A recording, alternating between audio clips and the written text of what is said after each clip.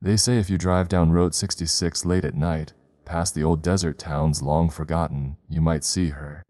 A young woman, pale and silent, standing on the side of the road with her thumb out. Drivers who pick her up swear she disappears from the car before they reach the next town, leaving only the smell of rain and a single wet handprint on the window. But one man's encounter went far beyond a ghostly vanishing act, and what happened to him has never been explained. The night was dry and windless when David Miller, a long-haul trucker, was driving west along Route 66. His headlights cut through the endless stretch of cracked asphalt, and all he could see were tumbleweeds rolling across the road. Around midnight, he spotted her. A girl in a white dress, barefoot, standing by the shoulder of the road, her long dark hair hiding her face. David slowed down, his truck brakes hissing in the empty silence. She didn't wave, didn't move, but when he stopped beside her, she looked up. Her face was pale as moonlight, eyes dark, almost hollow. Against his better judgment, David rolled down the window. "Where are you headed?" he asked. Her lips barely moved, but he swore he heard her whisper, "Home." He opened the door and she climbed in. Her skin was ice cold. She sat quietly, staring out the windshield as he drove. Not a single word, not a sound. When they reached the outskirts of a forgotten town, David glanced at her seat. David gripped the steering wheel tighter, his knuckles bone, white under the dim glow of the dashboard. The passenger seat was empty, but the wet handprint on the glass was still there. He tried to steady his breath, telling himself it was fatigue, hallucinations, too many hours on the road. But then it came again, a slow, steady inhale, and a long, rattling exhale. The sound was coming from directly behind him, from the sleeper cab at the back of the truck. His throat went dry. He dared not look in the rearview mirror. Something inside him screamed that if he did, if he made eye contact with whatever was back there, it would become real. Finally, he whispered into the empty cab, "Who's there?" No response, only silence. The desert stretched on outside, mile after mile of black emptiness. He pressed harder on the accelerator, desperate to reach the next town. That's when he heard it, a faint scratching, like fingernails dragging across the metal wall behind him. Scratch, scratch, scratch. David's heart pounded so hard he thought it might burst through his chest. He grabbed the cross hanging from his rearview mirror, clutching it like a lifeline. And then, as if on cue, the CB radio crackled to life. Static filled the cab. But through the static, a voice whispered, "Take me home." David slammed on the brakes. His 18-wheeler skidded across the cracked highway, screeching to a halt in the middle of nowhere. When the dust settled, he forced himself to look in the mirror. The girl in the white dress was sitting in the sleeper, her eyes black empty sockets, and she was smiling empty. Only a wet handprint smeared across the passenger side window. And then he heard breathing from the back of his cab. David blinked hard, gripping the wheel, but the girl was gone. The sleeper was empty again, the CB radio dead silent, just the sound of the desert wind pressing against the truck's frame. He told himself he imagined it.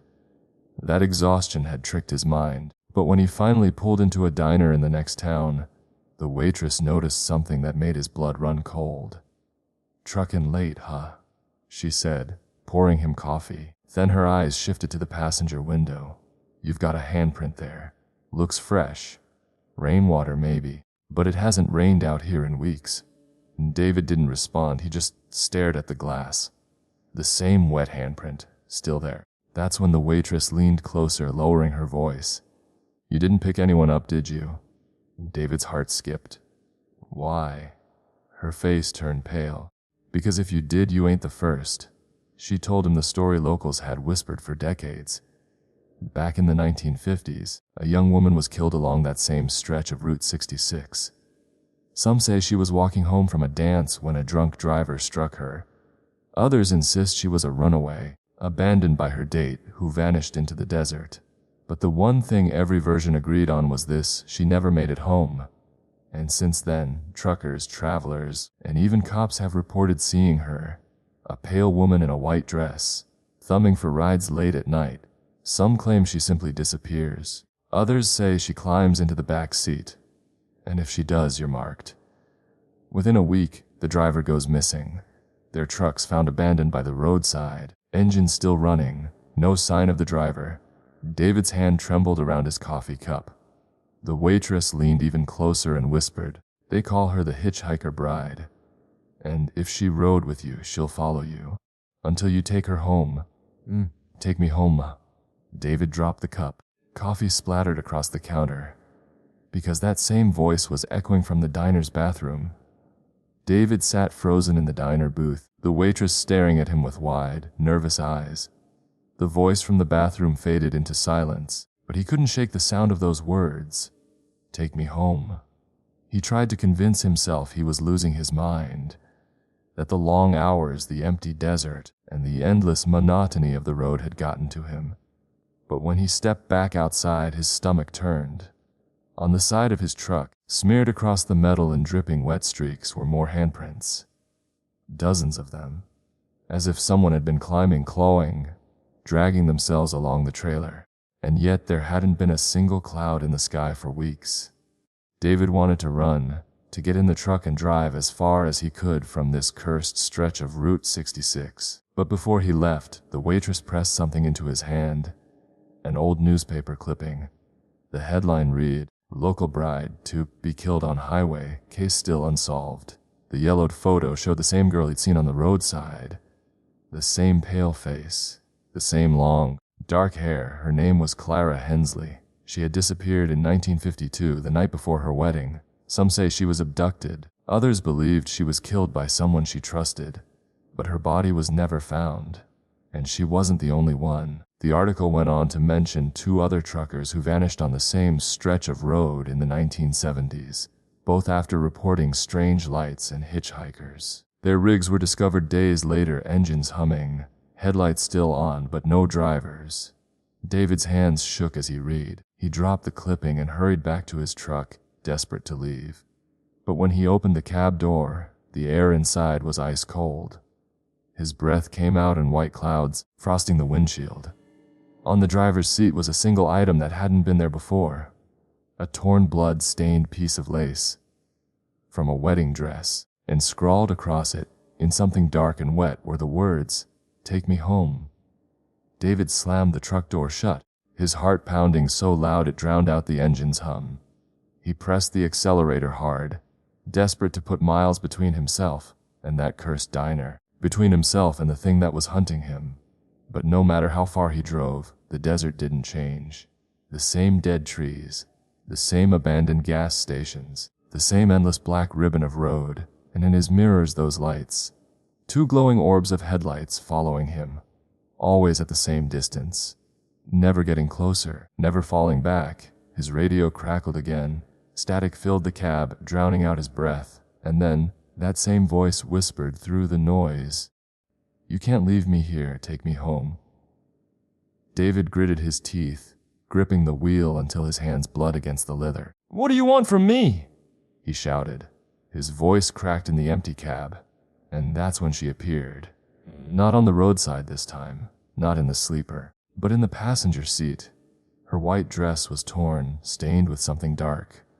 Her hair draped across her face, dripping wet as though she'd just crawled out of a river. Slowly, she turned her head toward him. Her eyes were hollow pits, her mouth stretched unnaturally wide into a smile that didn't belong on any living face. David swerved, nearly driving off the road.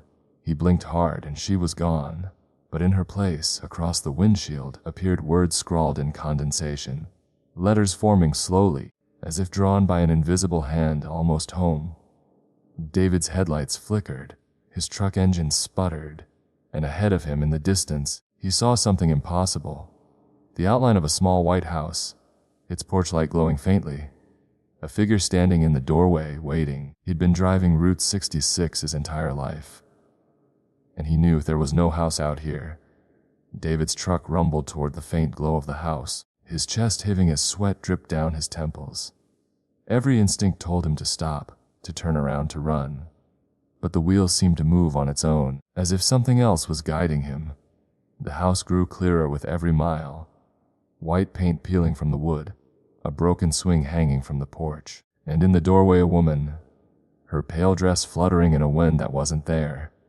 Her head tilted slightly, her long black hair covering her face. David slammed the brakes, skidding to a stop just yards away. His headlights lit up the figure, and then, slowly, she raised her hand. The same hand that had left wet prints across his truck. The same hand he had seen reaching from the back of his cab.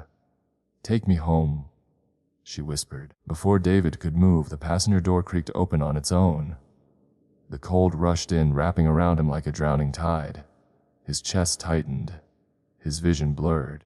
He couldn't breathe, and then darkness. When the sun rose the next morning, travelers spotted his 18-wheeler parked on the side of Route 66. Engine still running, headlights still glowing, the cab completely empty. The police searched for weeks, but David Miller was never found. His truck remained as a roadside mystery for months, until one night it too disappeared without a trace. But truckers still talk about it. They say if you drive that stretch of Route 66 at night, you might see the headlights of David's rig behind you, following. And if you look too long into your mirrors, you won't see a truck at all.